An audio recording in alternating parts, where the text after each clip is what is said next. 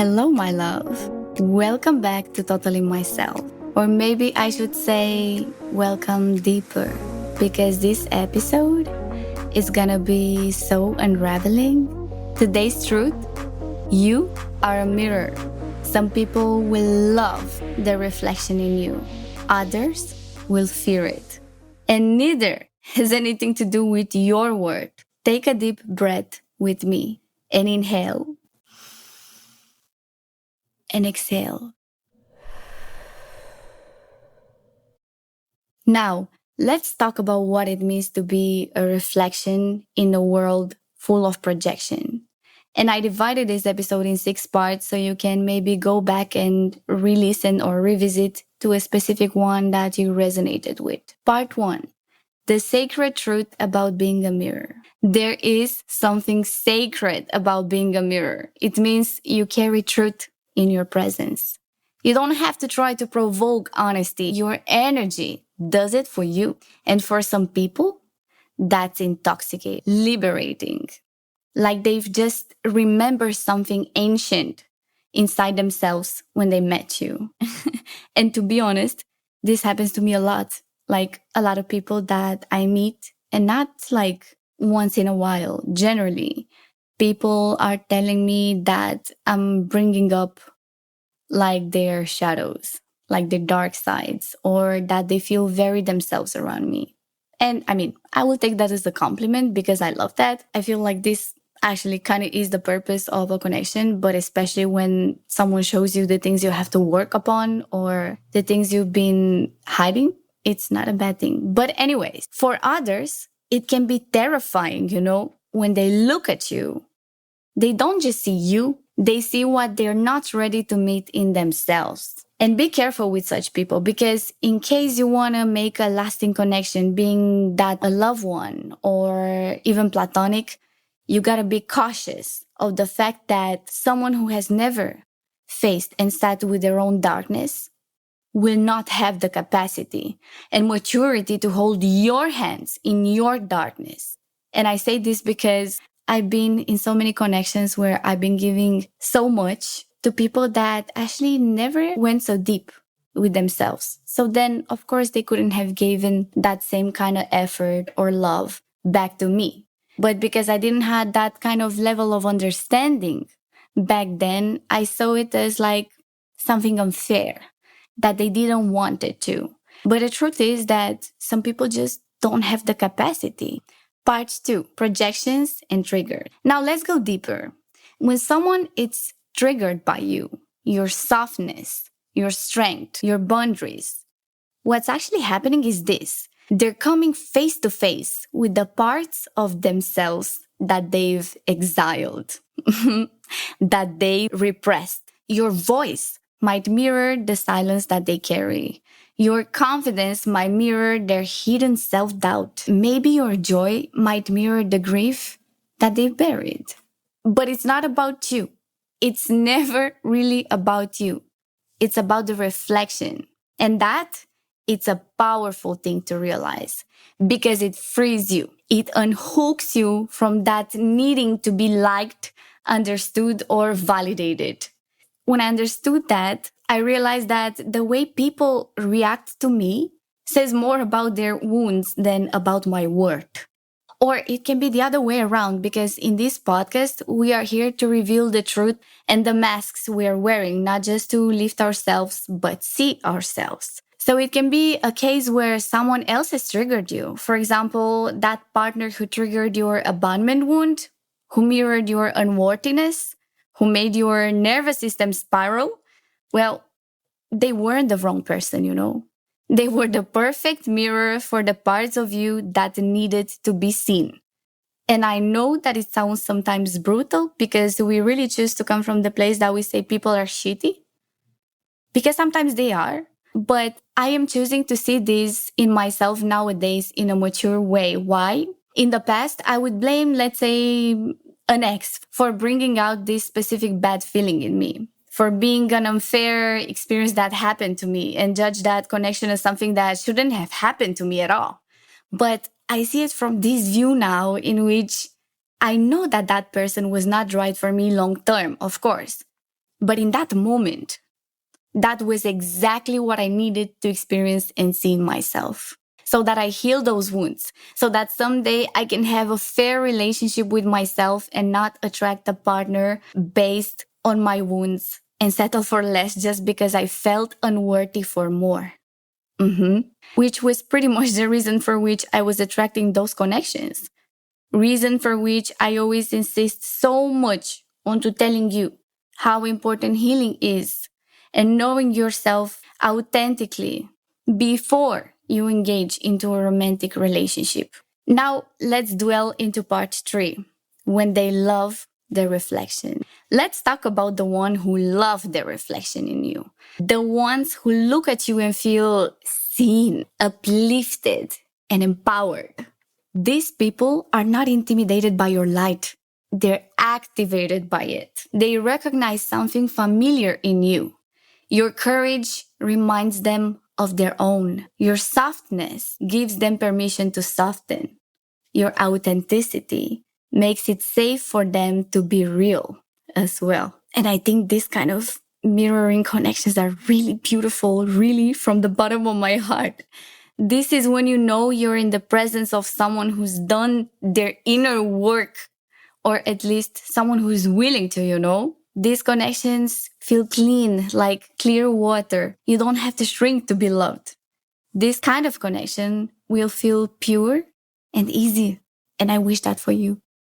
Now let's go to part 4, when they fear their reflection. But what about the ones who pull away? The ones who ghost you, who break your heart, the ones who attack your reputation, criticizing unfairly, that misunderstand your intentions. Let's be honest, that hurts. That shit hurts, especially when your heart is open. But here's what I learned. You will never be able to love someone into seeing themselves clearly. That's their journey, not yours. And sometimes being a mirror means being misunderstood. Not because you're wrong, but because they're not ready. Some people aren't afraid of you. They're afraid of meeting themselves in your presence. And you, my love, are far too sacred to keep dimming your life to protect their shadows. And trust me when I say this, I so tried to make people meeting themselves in my presence without being afraid of themselves, without seeing themselves as monsters.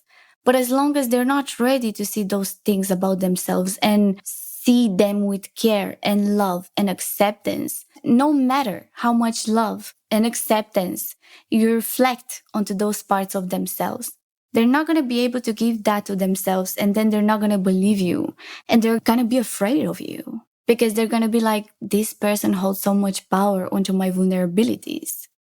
I'm not going to let that happen. People will only be able to meet you as deep as they've met themselves. Always remember this one. Always. Part 5, protecting your peace. So what do we do with all of this? First of all, we honor our reflection, but we stop taking responsibility for what it brings up in others. This means that we witness, we ground, we stop trying to manage other people's discomfort.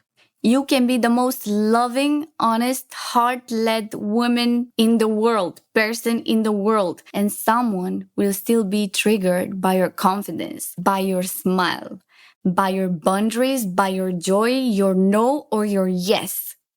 Some people don't criticize your choices.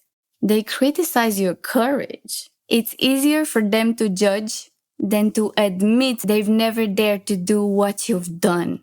You don't need to explain yourself to those who only see their own wounds when they look at you. And it is not selfish. It is not mean for you to protect your reflection. It is not mean for you to not take responsibility onto other people's wounds that they're trying to project on you. I remember this thing that I always tell to my clients. People entered your path based on vibration. People left your path based on vibration. Similarly, people will find you based on your vibration. People travel in and out of your road based on vibration. Trust the divine unfolding of your journey and build that vibration, because it took me a very long time to understand that I'm actually responsible of the vibration that I'm transmitting out there, and therefore of the people that I'm attracting in my life. And yes, we do attract people based on our unhealed wounds or our wounds. And we do attract people based on really who we are at the deeper level, at those levels that maybe we don't want to talk about.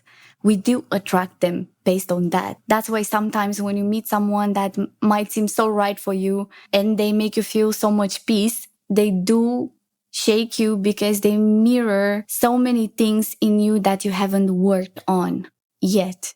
And for this reason, sometimes people think that that connection is wrong because it makes them feel uncomfortable. But you just need to take the leap of faith. You need to take the courage and also look at yourself in the mirror, you know? Now, let me tell you something about projection. I posted something on Instagram about it, but I'm going to tell you about it because it's very important. Projection, it's confession. And it comes with very three small reminders that authenticity triggers those who haven't met themselves. Success triggers those who haven't pursued their own potential. Boundaries trigger those who benefited from you not having any. People project what they can't process. Don't worry, that's your truth. People are giving you the energy that they are carrying. Once you understand that, it's not personal. You will not take it so personally at all. The version of you someone created in their mind, it's not your responsibility to maintain. And one of the biggest breakthroughs we can have in life, it's realizing that how someone treats us, it's not a reflection of our worth. It's a reflection of their own capacity. And from the heart, I'm telling you, you're allowed to outgrow people who expect you to keep hurting so they feel comfortable. Don't do that to yourself. That's not kind to yourself. And part 6, which is a final whisper, I just want to leave you with this. You are not for everyone. You were never meant to be. You're here to be medicine, not a mirror that flatters, a mirror that heals, a mirror that reflects that same love, devotion, care, and curiosity you give to yourself, or that you should give to yourself. So if someone loves what they see in you, celebrate it. If someone fears what they see in you, release it. It's not your responsibility, it's theirs. Either way, stay rooted in yourself. You are the reflection, but more importantly, you are the mirror. You are the light they forgot that they carried. I guess this concludes today's episode. Thank you for sitting in this space with me. Really.